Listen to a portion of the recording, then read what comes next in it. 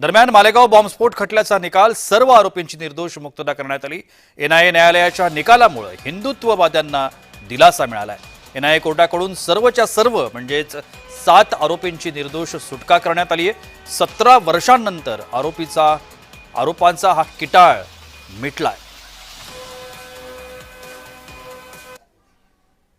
अखेर 17 वर्षाच्या प्रतीक्षेनंतर मालेगाव बॉम्बस्फोट या प्रकरणाचा न्यायालयीन निवाडा आला। न्यायालयानं त्यावेळच्या क्रूर काँग्रेसच्या सरकारला त्याच्या कानफटात ही सनसनीत लगावली।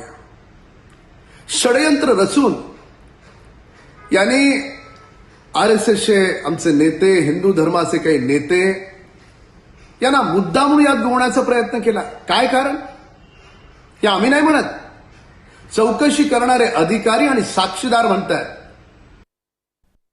राज्य सरकारचे जे एजन्सीज आहेत ते सक्षम नाही आहे, म्हणून जेव्हा हे एटीएस कडून घेण्यात आलं होतं हे सांगण्यात आलं होतं की नाही त्याची व्याप्ती मोठी आहे, म्हणून आपण एनआयएच्या आणि एनआयए सुद्धा इतक्या वर्षानंतर हे सांगतो की नाही कोणीही दोषी नाही आहे।